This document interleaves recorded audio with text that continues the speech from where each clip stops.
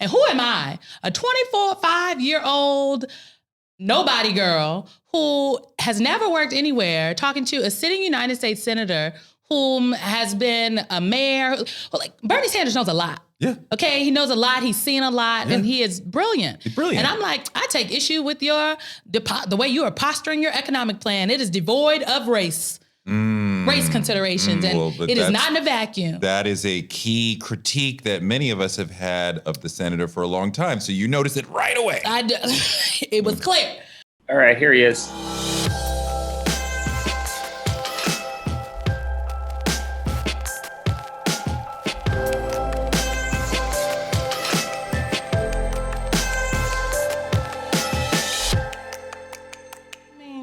They're gonna get what they're gonna get at this point. So tell us, what's it like hosting a show on MSNBC? Well, as someone who has hosted a show on MSNBC. Please tell me what it's like. Oh my goodness. I mean, I feel like it's like the pot speaking to the kettle. It's like, what is going on? Talk about, well, how is it to be black? How is it to be cast iron?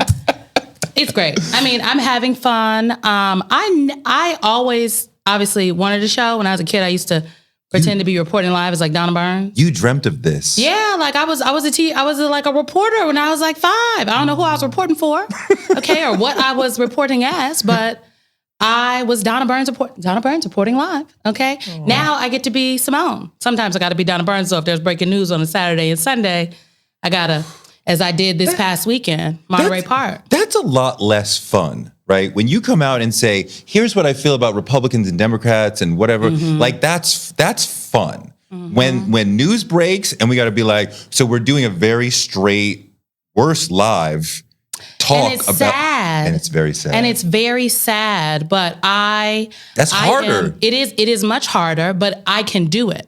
And so maybe like 2 weeks into my show was Buffalo. And Buffalo, obviously, the shooting in Buffalo, New York, at the grocery store that killed at least 9 Black people, okay? It was earlier in the day, maybe about 3 hours before, but it really started breaking news-wise where folks were realizing, you know how it is, national media realizes what is happening, and we all get on the story. While you were on it, about an hour before. Oh, wow. And so while I was on, we had to cut to different things for Buffalo, New York. And that was the first time I had done it live. But I practiced with my executive producer about what would happen if we had breaking news prior to the show coming on air. My executive producer, she was a longtime local news lady. Her name is Catherine Snyder, used to be the managing news editor for the NBC affiliate in DC. So she has like helped me make sure that I was ready. And so that happened like my second weekend. I mean, like, you spend all day preparing what you're going to say, right? And thinking it through, right? You're reading a prompter, right? And sometimes you're just talking. Sometimes I'm talking. Luckily, what is in the prompter are things that I've told my team that wrote. I want to say, that things that I literally wrote down. So you thought through, like, so this makes sense, this is smart, whatever, this builds on my experience. You go into a live experience, you don't have time to really think, but you're like, don't say something that's Don't wrong, say something that is not proven. Right. Okay, don't say what is, like, that is constant conversation with your team. We can't over-politicize the situation in the moment. We don't know the details. Right.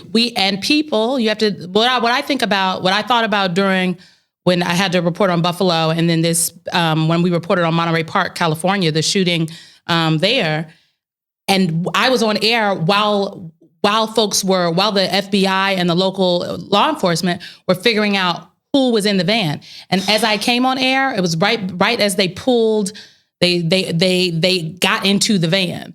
And MSNBC cut from it because you don't know what is in the van. So we're not gonna show you live photos of what is happening. Like, we want to make sure it is proper for folks to see, that we'll be able to tell people what it is. And so that was right before, it was a transition from the 3 p.m. hour to the 4 p.m. hour. And when I came on at 4 p.m., I had to give the update, breaking news update, I had to go to the reporter on the ground. So it is harder, but I can do that. And I think that it is very important. These are sad, like the shooting in Buffalo, terrible. Yeah. What happened to the senseless, terrible tragedy in Monterey Park, terrible. Yeah. And sometimes breaking news is not bad, right? More often than not, it when is. I'm trying to think of not sad. If it's a good thing, we're going to have seen it decides covered. that they're running for president. Breaking news, okay? That's not sad. But that was never a shock. Is it? Maybe it's when whoever is when Biden finally won at 2 p.m. on Saturday. That was a shock. So it was maybe a shock when President Biden chose Vice President Kamala Harris as his running mate. Breaking news. Okay, that was breaking news. It absolutely is breaking news. When John McCain said it was Sarah Palin, breaking news. But true. That wasn't good news. But I see your point. But more often than not, breaking news is sad. Most of the time, it's going to be sad. Most of the time, it is breaking news because it is something. And you have to marshal the right tone because you don't want to be so sad that the audience is like, oh my God, I'm feeling like slitting my wrist. But this is a very serious moment. There's no time for levity, right? You have to find that right tone to communicate. We're going to get through this, but this is a heavy moment. But this is a heavy moment, and let me bring you the facts. And the thing in the back of my mind is I want to do a good job on this because I want to demonstrate to folks that I can do this too. That yes, I can give you the personality and the political, and I can give you the pop culture with the regroup, honey, because that's what we're doing on Sundays. On the Sunday show, we do on our Sunday show, we do pop culture at the end. The regroup is very fab. And we can go the tit for tat political commentary. But you are a complete broadcaster. But I can also give you serious breaking news. Non-political. Donna Burns can pop up if she needs to pop up, okay? And I want to do a good job at it because I want to demonstrate that you don't have to go to somebody else. You don't have to break into me and break away. I don't have to have a co-anchor buddy on this because I can tell people the image you're seeing on your screen is this. Right now, as we're seeing this, these are the facts as we know it. We had someone called in. We had to get people on the phone, and one of the folks is a former law enforcement, ATF, ran a number of tactical units, and it was after the van had been opened, but we didn't know what was happening in the van. At that point, it had not been confirmed that the suspect inside the van was deceased by a gun inflicted by a self-inflicted gunshot wound. Speculatory, right? Because we didn't see any ambulance pull up to the van. Okay, no one, but we did not know. And so at that point, we cannot speculate on air. You know, NBC News has standards. MSNBC has their standards. We have to. I said they have standards, yet there's a lot of pressure to be first, which causes people, and nobody says to you, we got to be first, but you just feel the pressure. Everybody's talking about this story right this second.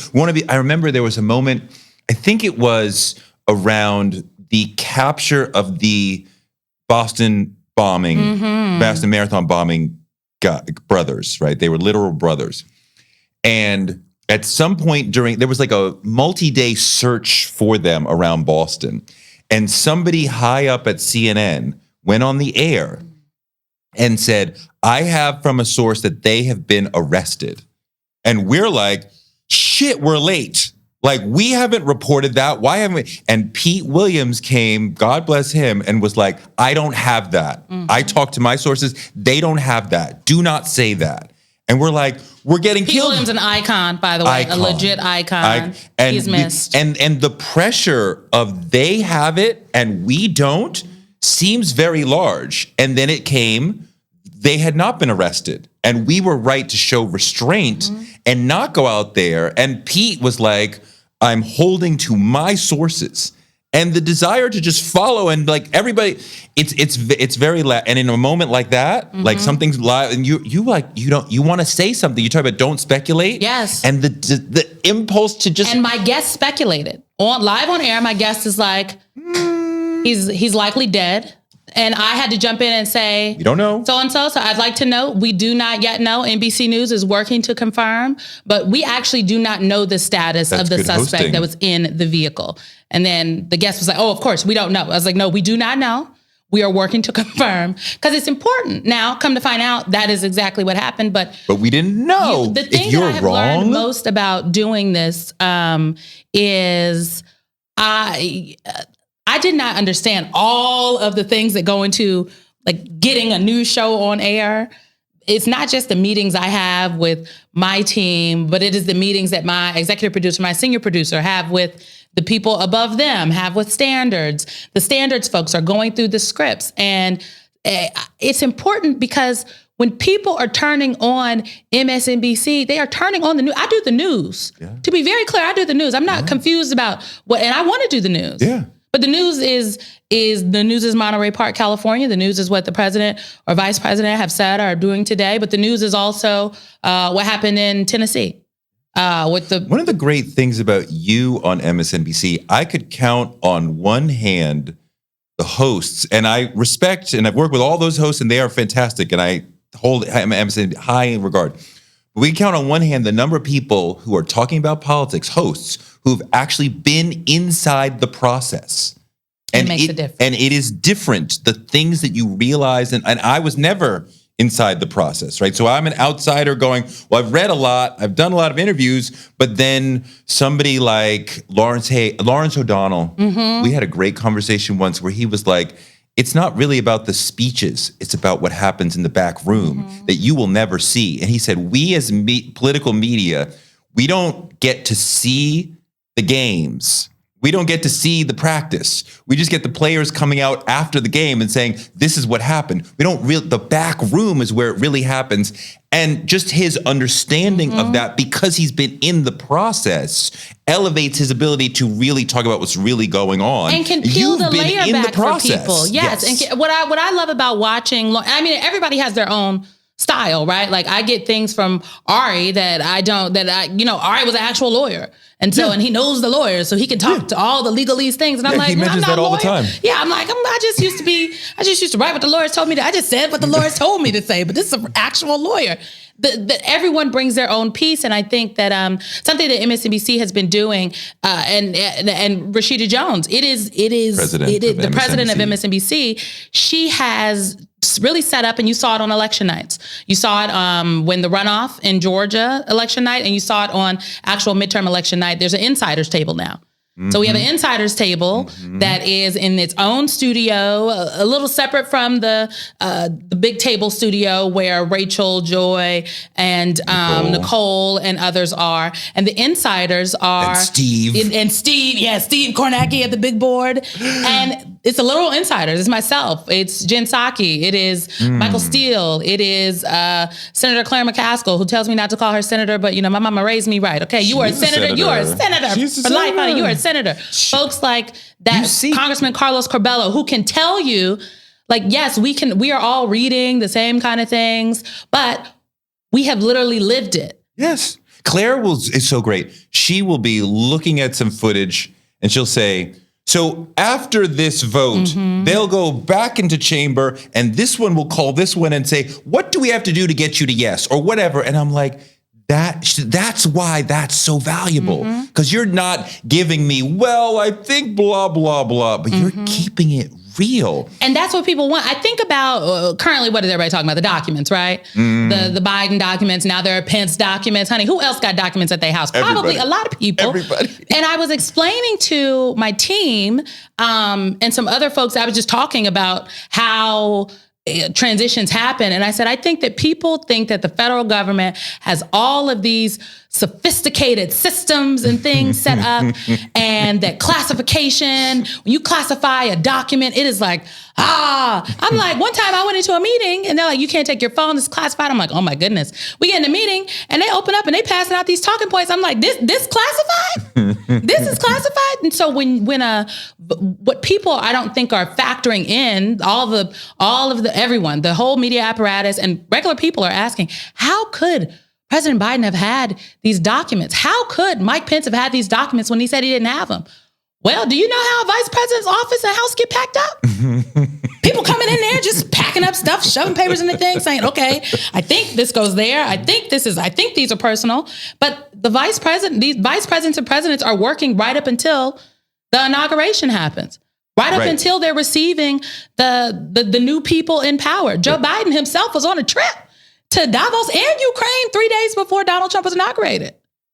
Okay, and I know folks are like, oh, there's not a sophisticated system. No, boo. That's correct. No, there's not. The White House don't even got Google Docs. So Wow. No, they do not. That's crazy. No Google Docs. Breaking news. Saving. You were writing it. You're saving it with a timestamp and your initials, and you sending it back. And you better hope nobody started editing the wrong document from 3 hours ago, because you're gonna have to go back. So the world first became aware of you and your brilliance when you were working with Bernie Sanders, right? Yes. In 2012? 2015. I was 25. In 2015. In 2015. I joined his campaign. So that was the first presidential campaign. The first time he ran for president was in the 2016 election, but obviously it all starts 2015. When you started with him, it was a startup. What made you say, I'm going to ride with him, this senator from a tiny state that at that point nobody had heard of? You know, I used to do my team now jokes that I literally worked everywhere. They'll say something, I'm like, oh, you know, I used to work for da-da-da-da. So I used to work for a consumer advocacy think tank in the global trade division. It was progressive. It was a progressive think tank, and our position was on the opposite side of the Obama administration. It was my first DC job that I had. I was the press person. And my boss, Lori Wallach at the time, very smart, like lawyer lady, spoke 3 languages. One time I had to set up an interview for her, and it happened to be all in German. And I got all nervous. I was like, oh my God, I'm so sorry. She doesn't speak German. And she's like, I speak fluent German. I'm like, oh, okay. Oh. So we sat down. Lori did the whole interview in German. It's crazy. Like, she's amazing. Lori Wallach, guerrilla trade warrior. New York Times did this whole piece on her, calling her the guerrilla trade warrior. So I did that work for a while. And we were an issue-based advocacy organization, so we worked in coalition work. So I put together a lot of press conferences with unions and members of Congress. And Bernie Sanders was obviously one of, you know, our progressive trade warriors, if you will. And we worked with his office on a couple of things. And I was familiar with him through that work. I went on a lot of interviews. I did not move to Washington, D.C. to do consumer advocacy think tank progressive trade work. I moved to do politics. And when you do that, you don't say Democrat or Republican. If in issue-based advocacy work, this is our issue and we'll work with whoever. I wanted to be able to say Democrat, Republican, Independent. I wanted to do political work. So I started going on interviews after about 6-7 months on the job. And I went on a lot of interviews, Touré, and nobody hired me. Every Democratic entity in Washington, D.C. passed on me. Every single person. You were trying to get a comms job. I was trying to get a comms job. Communications. Yes. I applied at the DCCC, the DNC, the D. If there is a D, I applied to it. Nice. Okay? Nice. And they all said no. But I was very nice and I dressed very well. And I was a joy. And I was a joy to be seen. And I always look fabulous. And I'm like, of course. And 3 days after my 27th interview, I got a cold call on my cell phone, and it was Jeff Weaver. Jeff Weaver, for folks who don't know, is Bernie Sanders' first and second campaign manager, both his presidential runs, still an advisor to Senator Sanders. And he said, I got your resume from so-and-so. I didn't know who so-and-so was. And he said, did I want to work there? And I'm like, who is this? He offered you. He offered me a job. Cold called me. I went and met with him a couple days later. You already knew who the senator was. I was familiar with who Senator Sanders was because of the work that I did on trade. And to be very clear, during that time, we were talking about really nitty gritty things. Fast track, TPP, TIPP. Was this about wanting to do communications for a or believing in Bernie in particular? When I had not said yes. You know, Jeff talked to me and I was like, I'm interested. I talked to the communications director who had all these phones ringing on the table. And I'm like, you look like you need help. And he was like, you sound like you'd be really good talking about these things on the radio. I said, or on TV. And then I didn't hear anything. Then Netroots happened. And I was like, and Netroots 2015, being the protesters interrupting both Governor O'Malley and Senator Sanders, and neither one of them responding very well. That happened. And it made me think, well, maybe I don't want to work there. Maybe there's some issues that I don't really want to do. And then a couple weeks after that, I got a call asking me to come meet with Senator Sanders himself. And it was my conversations with Senator Sanders that made me want to work with him. What did he say? In that conversation, we talked about, he was receptive to my pushback, my constructive criticism, if you will. I said I take issue with how, and who am I? A 5-year-old nobody girl who has never worked anywhere talking to a sitting United States senator whom has been a mayor. Like Bernie Sanders knows a lot. Yeah. Okay. He knows a lot. He's seen a lot, and he is brilliant. He's brilliant. And I'm like, I take issue with the way you are posturing your economic plan. It is devoid of race considerations, and it is not in a vacuum. That is a key critique that many of us have had of the senator for a long time. So you noticed it right away. It was clear. Because what did he say to that? I told some stories. I told him some personal stories of mine about, I got a very good, I got a good education. I went to a private Catholic Jesuit college. My parents were, they worked hard, good, nice middle class family. And when I'm pulled over by the police, they don't care. My father worked for the Army Corps of Engineers his entire career until he retired. As an engineer? He tested the water, which is why I don't do tap water. Bottled water only, honey. We used to have one of those coolers. You remember the coolers that people used to have in the office? We had those in the house. Yes. Mm-hmm, so, but he's a smarty. Yes, he's a smarty. Engineer. And my mother was a serial entrepreneur. So right now she has been the head of the Great Plains Black History Museum in North Omaha, Nebraska. Right now she is the publisher of the Omaha Star magazine, which is the oldest Black newspaper in the state of Nebraska. Are you the oldest child? I'm the middle child. Of three? Of three. Well, I also have another brother. Now, I haven't met your siblings, but you do not seem like a middle child. I've had to elbow my way out into the world, honey. So it is like, I had to tell this man some stories. And he did understand. So I was like, okay. He was receptive to my feedback, right? Mm-hmm. And I asked about Black people. Like, we just had a good rapport, if you will. Mm-hmm. And at the end of the conversation, he said he thinks he likes me. And I was like, I think I like you too. No, wait, let me pause. Because the senator is brilliant and we love his ideas. Mm-hmm. And those of us who supported him are won over by the ideas and the seriousness with which he approaches those ideas and the truth-telling nature of him, right? In that campaign, I think one of the key moments for my parasocial relationship with Bernie Sanders, I've never met the man, but I love him. Because I was a Hillary person that time. But when they were in Brooklyn and he said, I don't want to talk about your emails, I was like, oh, that's different. I've never seen anything like that in politics. Not big time politics. They would say some slick shit about the email at the very, but he was like, I'm not talking about that. Let's talk about the issues. I'm like, I like that. Mm-hmm. But interpersonally, he does not seem warm, charismatic, right? Fuzzy. I think he's charismatic about the things that he's interested in. But does Senator Sanders prefer to, be yucking it up in the chit chat about the news of the day or the pop culture thing? That's part of the thing. He doesn't. He cares about the issues. Do you want to talk to him about economic policy? All day. You want to talk to him about the rigged economy? Bernie's the underpinning of his ideology, if I had to write it on paper, is that Bernie Sanders believes we lived in a rigged economy kept in place by a system of corrupt campaign finance. 100%. So because we lived in a rigged economy kept in place by a system of corrupt campaign finance, X, Y, and Z. Of course. He will talk to you about that all day long. But no, I don't think he is necessarily like... But like a Barack or Bill Clinton can come in here, look you in the eye, shake your hand, you'd be like, I love that man. What did he talk about? What policy do you love? I was seduced by him. I love him. And Bernie couldn't do that. Isn't that the thing, though? What I have, when I went to work when I joined, then at the time, Vice President Biden, now President Biden's presidential campaign in 2019 is when I joined. Did I join in 2019? That was a long campaign. Yeah, I joined in 2019. So many people were like, how could you? Well, yes. They said I sold out. That's one of my questions. What I had to explain to people is my political ideology is not tied to the people that I work for. And for a lot of people, what we believe about politics is tied to a particular politician. And I think that is flawed because people are flawed. People get there are so many people who are enamored with... You believe in ideas. I believe in ideas and values. And my values are what anchor me. And so I only bring it up to say your point about, Bill Clinton could come in here or Barack Obama. Yeah, their personality, if you will, like people are drawn to them. And I think a lot of people there's a whole generation whose political ideology is wrapped up in Bill Clinton.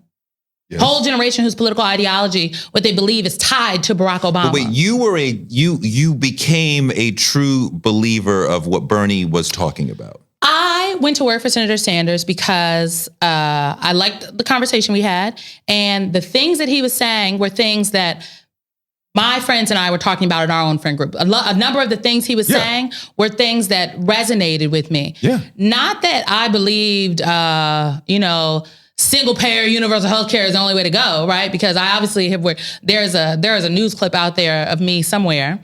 I think it was on CNN at the time, as I was when I was being a spokesperson for the Biden campaign, and they're like, "Well, let's roll the clip of what you said when you worked for Bernie Sanders." And I was like, "Damn." And I was like, "Oh, he looked convincing." And then, because I was saying something different about the healthcare plan, and I'm like, in retrospect, what I should have said is, yes, this clip shows that I'm a very good spokesperson, that I'm very good at doing my job. Well, wait a minute. So it's not that because I have went to go work for people in a capacity as where I am advising them, but I am also speaking for them. And when you are a spokesperson, it is not about. There are things that I did not agree with on Senator Sanders. There's also things I didn't agree with President Biden on, and there's things I didn't necessarily agree with Vice President Harris. But it's not about me. Now they didn't cross any of my value lines, right? Right. There's some other people that I just would never be your spokesperson. There's some things I can't get down with. But Bernie suggested true believer, right? Because the people who followed him were like, his ideas are amazing and we love his ideas, right? Biden, when a person like you, who I know and love for a long time, goes from a Bernie to a Biden, folks, not necessarily me, because I understand the process, but folks say, well, wait a minute, how you do that? That's what they said. If there was any other shift, that's fine. We understand that, because all these other people are regular politicians. But Bernie seemed to be not a regular politician. So folks are like, how you go from that to a regular politician? I mean, Bernie Sanders has also served in the United States Senate for a very, very, very long time. And so the idea that he is, I found it very interesting that people really bought into the idea that Senator Sanders was outside of the mainstream political system when his entire existence and the reason people know who he is was inside the mainstream political system. He is an independent who ran as a Democrat because because he's realistic. Yeah. Because he's realistic and wanted to have a chance. Much like my conversation with Senator Sanders is what made me say, okay. It was my conversation with then Vice President Biden. He told me in my conversation with him, one of the things he said is, I was like, why do you want to run for president? Because at the time that you I was, asked him. Yes, good for you. Yes, because I had, I wanted to go back out on the campaign trail, but I wanted to go on the campaign trail in a place where my voice would be heard. Because at the time, I had a very nice little gig as a political commentator. A girl was traveling to a speaking engagement. Your voice was heard with the Sanders campaign. I feel like my voice was heard, but the senator and I did not have a relationship. We had a rapport. And I wanted, if I was going to go back out on the campaign trail this time, I wanted to have a relationship with the person at the top and not just a rapport. And the difference in that is the difference between rapport and a relationship is like a rapport. I respect you. Like, I'm gonna hear what you have to say, but I'm not as invested. If we are in relation, you're my friend, Touré. I'm invested in what you think and what you say. If you call me with something, if I call you with something, I know that I'm going to be heard and that we will get to a resolution. And that is one of the lessons I took from I was 25. So my first big national political thing, if I'm going to go work for somebody else again in the capacity, anything like this or bigger, I want to make sure that I don't just have a rapport, I have a relationship with the person at the top, just not other individuals. So you had a relationship with the president? Yes. Yes. Professionally, obviously. Yes. Uncle Joe, yes. Yes. Yes, I did. And so part of that is ensuring that I can speak, that I can speak to this person face to face. I'm not saying yes to somebody I ain't met with. And to be very clear, there are lots of other people, as you remember, that wanted to be the Democratic nominee. And I met with just about all of them directly. They didn't send me a middleman. So the president, then vice president, wanted to meet with me. Is there a key piece of advice you remember giving to then Vice President Biden that you look back and you're like, that was really good, and that made a difference. Yeah, after the "you ain't black" comment, we circled Club. back, and I was like, what did you say to him? I was on the call when it happened. I was listening. I was on the interview in real time. Yeah. And did you immediately cringe? I was like, oh, well, the interview was a long interview. It was a long interview that had a lot of different pieces, but you don't always get that when the clip gets out. And I think that, when we live in a headline 30-second clip world, the 30-second clip overshadows everything else that happened. It was a very good interview. The comment was like a tongue-in-cheek comment. He shouldn't, as he said himself, he shouldn't have said, but it was a tongue-in-cheek comment and people ran with it and was like, Joe Biden, da-da-da-da. So immediately after, and for people that don't know, sometimes when you do these interviews, you tape them the day before, and then it comes out the next, depending on what it is. That was an instance where it was a day before, an evening before situation. Me, I try to, when I was a spokesperson, now I understand when the people are calling me, when the press people calling me, trying to spin me up about when they talk to their boss or after they do an interview and their boss says something. That was me. I'm calling the producer up so that last part, the interview was actually over. So we're not using that, right? I'm trying to do my part, because that's what you do. The good press person, I'm laying my body on the line. I love that you didn't ask. You're suggesting. Yes, we're not. I'm just suggesting. I'm not asking. No, can you cut I would that never out? No, ask. I'm telling you. Oh, I'm just saying. We were all the interview was over, right? So we're not using it. I'm like, we'll we have to talk. That's what good producers will not get caught up in these press people's mess. Okay, I was trying to get this good producer caught up. A good producer will be like, we're gonna go on our end. We gotta look at all this stuff, and we'll have something up tomorrow. Same thing. This has happened to me in multiple iterations of my career where I've had to go to somebody prior to being at NBC. I had to go to Lester Holt one day and be like, so what are you using from that? When he did the interview with the vice president down in Mexico, and it's the clip that came from that interview was they were asking, he asked her multiple times about going to the border. What you don't see in the clip that they put out is Lester Holt asked about 8-9 times in a very creative way each time. But by the 9th time, you get the tongue in cheek. Well, I haven't been to Europe, Lester, so. But the clip that you saw was I haven't been to Europe. And so it's me right after the interview. That was great. I thought it was great. It was good. The part, you asked about the border a lot. So we're going to make sure the totality of that conversation is represented, right? And Lester Holt's just looking at me like, it was great. Thank you. Thank you very much. And yeah, I know we got to run, Symone. So what did you tell Biden to do in the wake of You Ain't Black? It was okay, I think we need to say something, and we can't just let this sit, and we need to say something in a forum where there are participants who are Black. And there was nothing on his schedule that the day that they came out of that. But the campaign was obviously doing different things. And so we looked at what the campaign had on the docket, who folks were meeting with. Was there a virtual convening that was already happening? And there was a convening with the Black Chamber of Commerce, members of the Black Chamber of Commerce, that a number of staff people were doing. And it was the senior people from the Black Chamber of Commerce and then folks all across the country. So we got the press on the line. I was like, let's get the press on. We need to make sure the press can be on because we need to make sure everybody hears it. Get the press on the line, get everybody on the line. The president's just gonna, the vice president's just gonna drop into the meeting, say hello, listen, take a couple questions, and then he will say something about his comments. And that's what happened.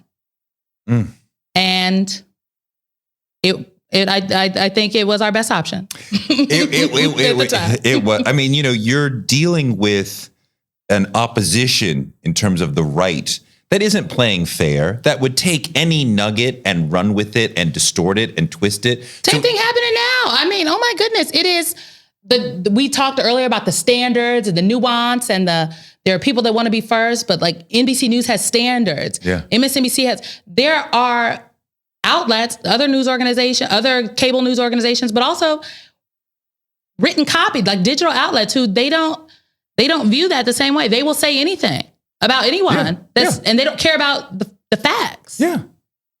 Crazy. I want to run through quickly.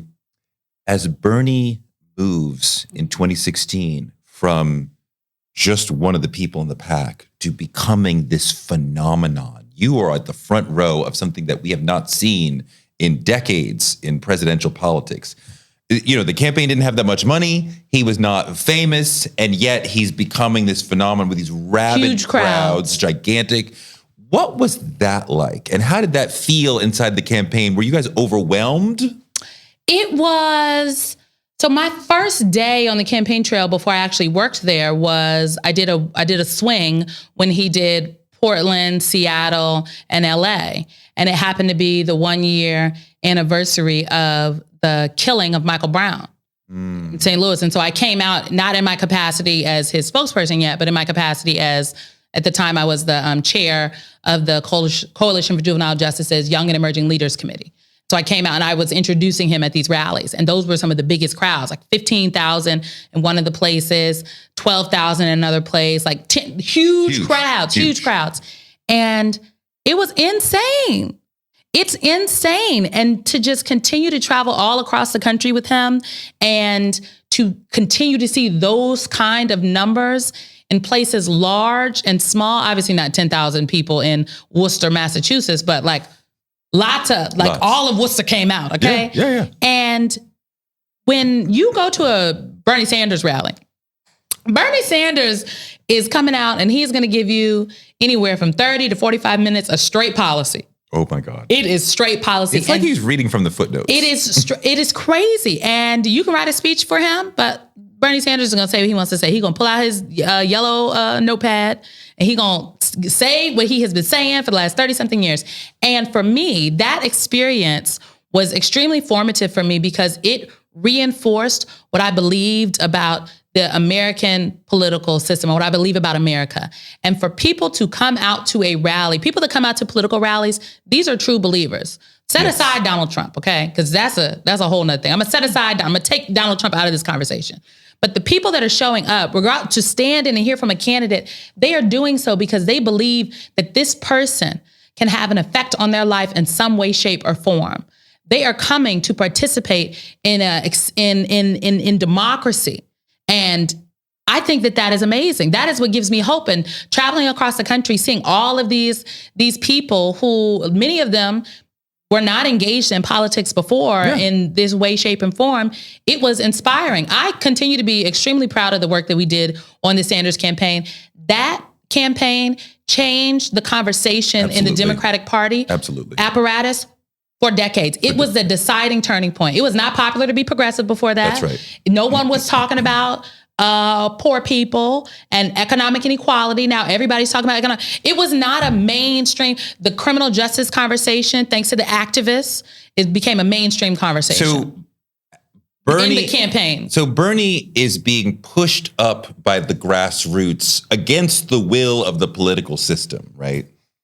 Biden, to me, wins because the political system, especially the Democratic apparatus, was like, no, we have to have him, right? And to me, the critical moment is before Super Tuesday when South Carolina, somebody made a call and they said, Pete and Klobuchar, got to get out.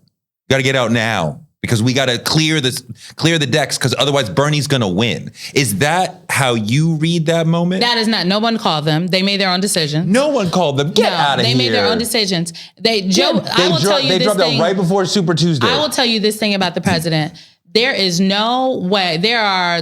What I know about Joe Biden is that he is never going to tell anybody to get out of a race because guess what? He lost 2 presidential elections before. Mm-hmm. The one in 2020 was his 3rd time running for president where he won. Okay, so he knows what it is like to have to make the difficult decision to end a campaign. Are you telling me that Barack Obama didn't call them and say, you guys got to get out for the good of the party? I am telling you that the Biden campaign did not call anybody and tell them to do anything. Right, but Barack Obama as the standard bearer for the Democrats. Y'all gonna have to ask him. I'm gonna see the Obama people soon after this conversation post, and I might even run into them. They're gonna be like, "Oh, you don't know what we did?" No, I don't know, sir. Oh, raise it right there, right now. there is no way that he was very clear. We're not going to pressure anybody. We won't be. That was not what our campaign was doing, because it is a very personal decision. But it was very, it was critical to Biden to remove the other centrist Democrats so that he did not lose to the progressive, because otherwise he probably loses to the progressive. I think that there are, I think we have to remember about what was happening and what was going on. There was Iowa, right? Okay. And then after Iowa, New Hampshire, very bad for the campaign I worked for. Okay. So terrible that on election night in New Hampshire, the Biden campaign people, we was in South Carolina doing an event. Left New Hampshire that morning, and Joe Biden was in South Carolina that evening. And then Nevada, okay, all right, a little traction. Good, solid showing. And then South Carolina was where it shot off. It took off. Yeah. And it's the vote. I think the voters and the calendar here is very important. And there's all this pontificating about who could have been and what would have happened, and Pete Buttigieg and Amy Klobuchar. But it is the voters, the people who pick the nominee are the voters, and you have to be able to appeal to a wide swath of voters. And the way that the primary calendar, in my opinion, has been set up is to, you go to a place like, and I say this being from North Omaha, Nebraska. Okay, I'm from the Midwest. I grew up there. Iowa's down the street. Okay, one of my best girlfriends from college, from Des Moines. Iowa, though, is not representative of the Democratic Party electorate, right? But you have to go to Iowa, which was a caucus system, right? Also another question. Right. And you go to New Hampshire, okay? It's like 0.2% people of color in New Hampshire. Right. And then Nevada is where it starts to look more like America. Browner, yeah. And so this idea that people could determine the viability of a candidate when Black and brown voters have yet to even weigh in, to me is insane, because you cannot be not now and not for the foreseeable future in the Democratic Party. You cannot be the Democratic nominee without winning a substantial amount of votes. That's right. From Black and brown voters, period. Especially Black voters. Black specifically.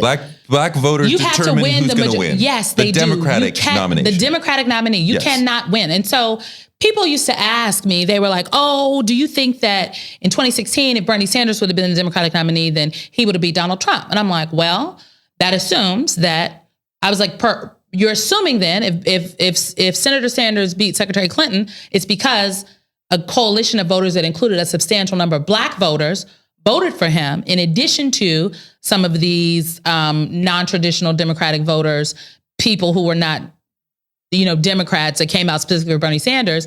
And then perhaps, yes, but you have to assume that Black voters are voting for Bernie Sanders. Like that calculation is not devoid of Black voters. And I think in 2020, what people did not realize is that relationships matter. That showing up and that you have to have a track record for communities of color, but especially when you're talking about Black people, because when we go to the ballot box, Black people are going to the ballot box not just for themselves. That's right. We are going for our communities. Yes. So we just not taking anything. We really want to know that you're going to be able to do something for us. Two questions. Will Biden run in 2024? I think he will absolutely run. I really do. Should he run in 2024?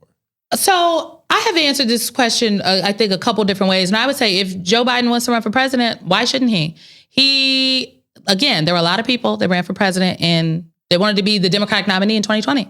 He beat them all. And then he beat Donald Trump. And then he vaccinated America.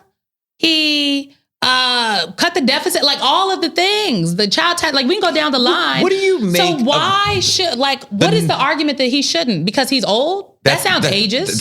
It is ageist, and that is the knock on him that the right and some in the middle and some in the media will talk about, that he seems old and out of it.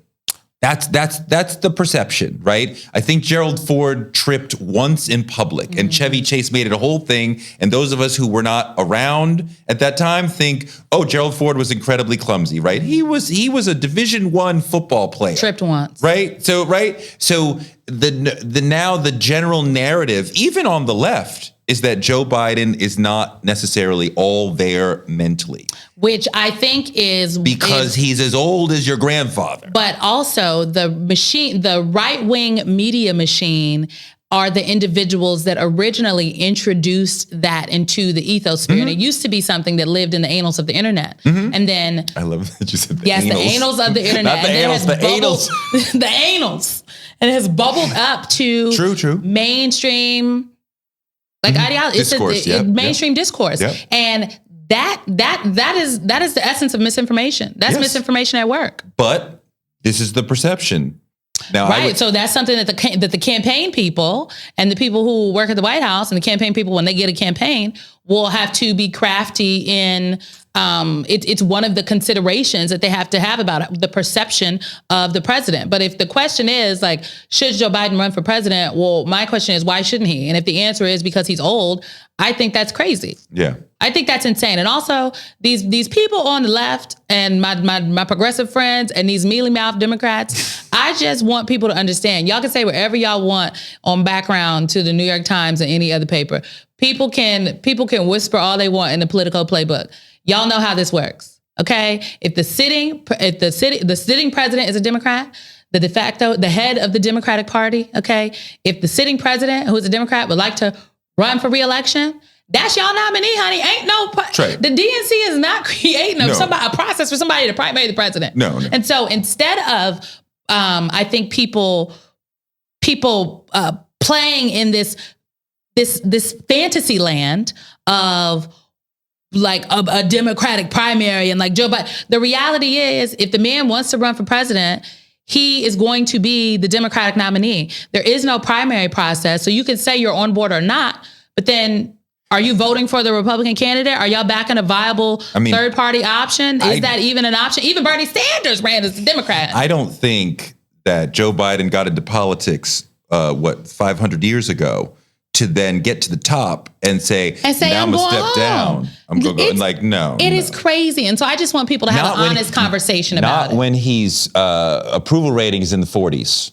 If it was in the 30s, maybe there's a conversation. When you're in the 40s, of course we're running again. I just don't understand the conversation. I want people to just be honest. What they're saying is that they know that if he wants to run, he will be the nominee, but they just think he's old. And I think that's ageist. And I think people, if they want to say those things, they should. I'm a proponent of putting your name on the quote, honey. Now you, where I want to go next, you have had an extraordinary front row seat for history, for working for Bernie Sanders, working for Joe Biden, and working for Kamala Harris. I think the reasonable expectation is that someday Kamala Harris will be the next Democratic nominee, right? I think so. That would be the assumption, right? Generally, the vice president would ascend to be the next nominee, right? Unless there's some super popular governor, right? It will maybe a senator, but probably. Do you think, my friend and yours, Vice President Kamala Harris, can win the presidential race? So again, I want to make sure we are grounding this. It is my belief the president has said he intends to run for re-election. And so the conversation about the next potential Democratic primary is a 2028. Let's assume he wins. Yes. It's a 2020. Either way, if he runs the conversation and he doesn't win, it's a 2028 conversation. Right. Yes. And in 2028, I do think that the sitting vice president of the United States of America has the leg up on every other potential presidential contender. And folks have said to me, oh, well, it could be an Obama-Biden situation. And I'm like, this is not that. It will not be that for a number of reasons. This is my theory of the case. What do you mean? Touré. What do you mean? How then Vice President Biden has signaled that he wanted to run for president. But Hillary was Secretary Clinton, and then President Obama endorsed Secretary Clinton. Then Vice President Biden had made a decision. There's nobody else like that in the world. Right. But I'm just telling you what the streets have said to me. They're like, oh, what about Obama, Biden, and Clinton? And I'm like, this is not that for many reasons. But when then candidate Biden was picking his running mate, he said, I'm going to pick a woman. Right. I'm going to pick somebody who could be ready on day one. Right. And someone who is the future of the Democratic Party and like who is ready to be president. Okay. So you cannot say those things about who you are going to select. And then the person you select, y'all win. And then when it comes time for the next active Democratic primary, you don't endorse that person. There's a question of if they will pass the list on to her. Sure, we can talk about but is the president himself? He'll endorse her. He will endorse her. Two things. It's rare in American history for one party to have three consecutive terms, right? Yes, Reagan and Bush did that, but that is rare. It is also rare for a president to hold as many seats as a president did in the midterm election as Joe Biden did in this last midterm. So I think that there's conventional, we have to take conventional wisdom. Dealing with the headwinds of racism and sexism. Misogyny and sexism. Yes, we have to take conventional wisdom into account, but you also have to take that people like to make history. And we also know that there are Black people, there's a significant group of Black people who don't like her. And you and I do. But especially when they're like, she was a cop, she jailed people for smoking marijuana. Which is also not, the thing that I find so interesting about some of the discourse surrounding the vice president, and this is me as someone who has, yes, worked for her, but as someone who is an observer and who now reports on her. The misinformation is very strong here because what I don't think people know is that when the vice president was the district attorney and whatnot, her specialty was trafficking. She took on a lot of cases, particularly around children. And so, yeah, if for lack of a better term, if Pookie was a child molester or was sex trafficking, she did probably put them in jail. Sure. It wasn't marijuana cases and so on and so forth. But I think this all dovetails back to the first campaign that she had and the first presidential campaign that she had when she was in the primary in 2020. And the discourse it was a progressive prosecutor. It was this, it was that. And it wasn't until the end that she landed on, yeah, I know a rap sheet when I see one. I know a predator when I see one. Let me read you his rap sheet talking about Donald Trump. And I think where they ended is where she should have started. And maybe some of the misinformation would have been cloaked. But the reality is this is a 2028 conversation. So she has time. I don't think the vice president is sitting around thinking, when I'm gonna get my opportunity to run for president again. I do think that she is very much so focused on the job that she is doing now and supporting this president because she is very. I mean, she could do a great job. Yeah. You and I know that. I think she'd be amazing. Hillary Clinton could have done a great job. Hillary Clinton would have been an excellent president. But the test to become president is different. It's almost like we run a decathlon and then we go play basketball. Like I think the decathlon had nothing to do. I think that when the time comes, Vice President Harris will absolutely end up being the Democratic nominee. I think that, am I 1,000% positive that she will win a general election? It depends on what is happening. Who is the Republican nominee and what is the climate? I think the climate at the time is very important and where America is in their discourse to as to how it all plays out and then what happens. So the answer really is unknowable because we don't know what the climate will be. We don't know what the climate will be for a general election in 2028. But am I confident enough to say I think she could win a Democratic primary? Yeah. A Democratic primary as a vice president, sure. The whole thing, I'm nervous. Well, got some time because I believe the president gonna run for re-election, honey. If you've been on the presidential trail twice. Yes. Would you do it again? I am very happy doing what I do now. With no slight against what you're doing now, but from what I've read, because I never did it, but from what I read, being on the trail is exhausting. It's grueling. Exhausting. It's often boring. It's tiring. It wrecks your life because you're traveling around the world, so you can't see your family, right? Your lovely husband will wonder. I wonder what she looks like. I only see her FaceTime. Would you be willing to go through that marathon again? No, I am very happy in doing what I'm doing now. I made nobody asked me to leave the White House. I left on my own volition. No one, as I was doing the rollout for my show, I was doing a lot of these interviews, and every single reporter said some version of, "You were at the top of Democratic politics. You are quite nobly one of the most recognizable names in politics. Why would you leave this perch?" And I'm like, in my opinion, one of the most powerful places to be is not just a part of the conversation, but facilitating it. And that is what I have the opportunity to do right now. And so I am not interested in going to work for someone's presidential campaign, whether it's now or 2028. I am more interested in facilitating the conversations around these consequential events for our democracy. And I'm having fun doing it, but I also think there's a high responsibility here.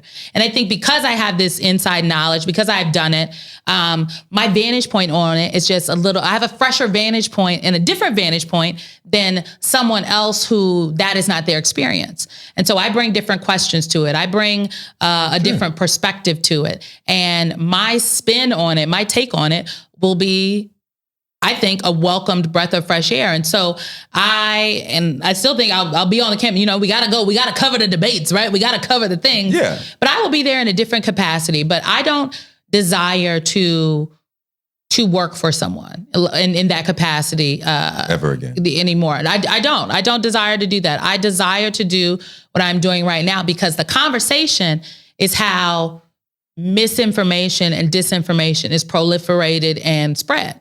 I hope that when you get to cover the next presidential campaign, you can break away from some of the media's obsession with the horse race and the TikTok of, oh, this person said this gaffe, so they went down a little bit. This person said something good, so they went up a little bit. I don't think that's how it actually plays out in the world, that voters are changing their opinion moment by moment with every comment. But that's the way that media tends to cover it. And they also tend to cover it as theater. Mm-hmm. What does this person look like? How do they make me feel? Rather than what is the policy? It's what happened in the midterm elections. It's like, we don't have to look at a presidential. We can look at the midterm elections. Republican pollsters putting out piss polls into the atmosphere, and folks are like, oh, it looks like it's going to be a red wave, really crushing for Democrats. But I'm like, I was just in Wisconsin talking to people on the ground. I don't know about what you all are saying. I am speaking to people, state legislators on my show, like local people, and the climate is from across the country, and the climate is different. I think that there's something going on here. I said very early on, I was like, I don't think Democrats are going to lose like 40 seats. I think it's more like 10. And I said that because you have to, there's a difference between what we do in the Beltway and the political apparatus and the political media apparatus, and what everyday people are experiencing. So you are absolutely right. And that is what I'm interested in doing. Because I think that there's other angles. Like, I don't need to wonder about how does it feel to be on the campaign trail. I did that. Yeah, I did. I had interesting moment. We were covering Obama's first debate against Mitt Romney. Mm-hmm. And I was like, Mitt Romney lied about his positions the whole night. That's not a win. You can't win a debate lying about who you are politically. And everybody else in the groupthink of planning the show for that day was like, no, you're wrong. Obama lost that debate. Did you see how lackadaisical he seemed while Romney had energy? You're doing theater review, right? I'm not doing theater review. And then it wasn't overtly stated, but it was made clear you are supporting Obama because you're Black. And if you go on the air and say you think Obama won while everybody else is saying Romney won, you will be dismissed because you're just supporting the Black person. Do you ever find yourself feeling like, I want to say, and you don't have Obama to deal with, right? But it's President Biden, right? I used to work for them. I used to work for him and the vice president, and so I literally have worked for them both. I know them both very well. So it is like when a good example is the documents, right? Like the Biden documents thing happens, and it's like, okay. And my take on this is like, it is very unfortunate. This is like I am praying for the people over at 1600 Pennsylvania Avenue. But this is also not a crime. Everybody's like, oh, but we have to act. No, it's not a crime. And I feel this way because of the knowledge that I have about, the only reason everybody is all up in arms is because of what Donald Trump did, which is a crime, which is we don't know at this point, actually, if he knowingly took them. When he found out he had them, he did not want to give them back. Mm-hmm. And now he's telling everybody they're his. Mm-hmm. So, and he declassified them in his brain, even though there is an actual process. So I don't feel pressure to like be hard on the president because of the documents thing. Like it is quite unfortunate. And I think, frankly, what the White House should have done is not allow themselves to be caught flat-footed with the press breaking their story. They should have broke their own story. And I don't think that's being critical. That's just being honest. And so what I just do is I tell her how I see it. And how I see it on the documents thing, which was what I've been saying. I was like, look, if you look at I dare people to go to any former president or vice president's home. I think you might find a classified document or two because documents can get commingled. And then here comes Mike Pence. Mike Pence. Got him too. Mike Pence, Everybody got him. Who I know didn't take these documents. Mike Pence was out there doing interviews like, I can confirm I have nothing. And then he's seeing what's happening to President Biden, and he's telling his people, this is my for the people explanation of how it went down. He told his team, well, y'all make sure y'all go check. I said it, but y'all check too, so we could be sure. And lo and freaking behold, I have them. He had them. And what they do? They did what you're supposed to do. You call it the National Archives, you tell them you got this, and you give them back. FBI got involved, and now I'm waiting on Merrick Garland to tell me we too need a special counsel for this because he don't really want to do his job. So, but without the existence of Mike Pence, it looks like I'm being like, oh, you used to work for Biden, so of course you're saying that. No, it's just true. Which is Mike Pence, same thing. Exact same thing happened. Some staff, exact same thing. But, oh, you want to say I'm being partial to the president. Last thing. It's just the truth, honey. I ask everybody, most of them, I guess, this question. Because you came from Nebraska. Go Big Red. And you have created this awesome career for yourself as a communicator, as a person who's worked with some of the top names in modern Democratic politics. You're all up on MSNBC. You are a star. Thank you. What is your superpower? What is the thing that you do better than others that has led to your success? Oh, this is a great question. There are people out there who are, maybe there's somebody more fabulous than me. There are definitely people who are scarier than me, but are more good looking, people that have more experience, who are smarter than me. But I am very rarely going to allow someone to outwork me. So if need be, I will get up early and I will stay up late. I will read all of the things. I will do the research myself because I know I have to work harder. I don't come from a political family. I don't come from a rich family. I don't come from a family with national connections, if you will. Like I'm a bald black girl from North Omaha, Nebraska. And who has oftentimes been the youngest person in the rooms that I am in. I'm one of the youngest people in the room now. Do you know any other 33-year-old people with a show? I'd have to count. Rashida Jones gave me one. So very, very pleased. Very pleased. So I am not going to allow anyone. You're the hardest worker in the room. I am the hardest worker in the room. I may not be the smartest person. I may not be I think I got a lot of experience, but there's always somebody else with some more experience than you somewhere. But I am the hardest worker. And I will do my research and I will bring that research to the table. And I am not afraid to tell you what it is that I know and what I've read. And I think that has done well for me. And I'm also, frankly, the beneficiary of like a lot of like opportunity and people taking a chance on me. And, you know, I've never hosted a show before. I've been a guest. And as you well know, it is very different than being a part of the conversation and being able to facilitate the conversation. Being a good guest and being a good host. Honey, not the same. Different. Very different. Very different. As a host, you have to move the conversation along, but be the advocate for the viewer. But to have a gravitas that the guest doesn't have to have. Mm-hmm. Mm-hmm. Because you are the thing that brings people to the program to watch them, so that they watch this conversation that you have decided to have. I'm in control of this situation, and not in a dictatorial way, but like I got it. I'm running this thing. The guest can like act a fool and tell a joke. Like, you know, the host, you gotta like, you gotta be smooth. I know she's gonna be fun.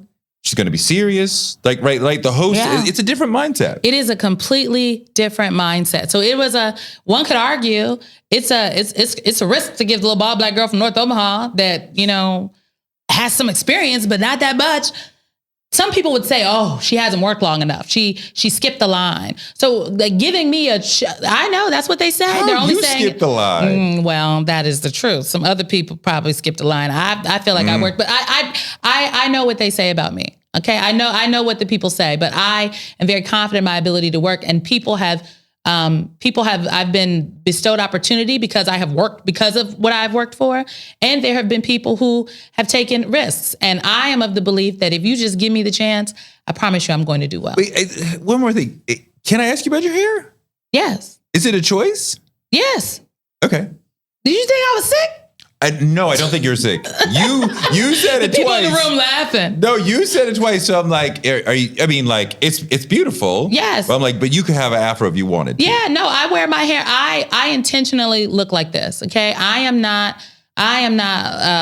light skinned, skinny with long hair. Okay, I am a curvy, short haired cut, big lash. So have you always been? Because you've always been short hair as long as I've known you. I have been short haired since.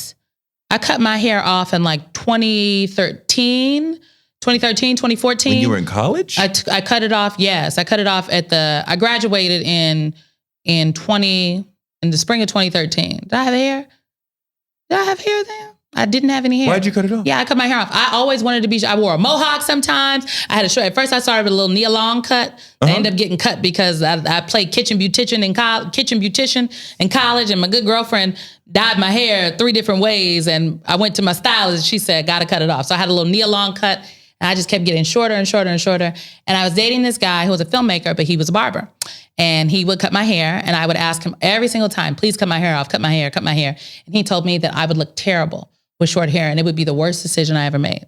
The day after we broke up, I went to the barbershop, and I have been bald ever since. One time I grew a little baby fro out enough to catch a braid, and I had braids for like 7 months in like the earlier half of 2014. And then when I moved to DC, I cut my hair back off again at the spring of 2015, like early 2015. But yeah, I've been short, but I think it is important that there are young women out there, especially young Black girls, that know that there is nothing wrong with what they look like, that you do not have to look a certain way to achieve your goals. And I am comfortable with who I am, and I deserve, me and my sparkly nails and my lash deserve to be sitting up on that set hosting that show just as much as anybody with long blonde hair, okay? And the way I talk to you is how I used to talk to the people that I worked for, whether it was the president of the United States, the vice president of the United States, or sitting United States senators. And it's how I talk to my viewers, because there is nothing wrong with what I sound like.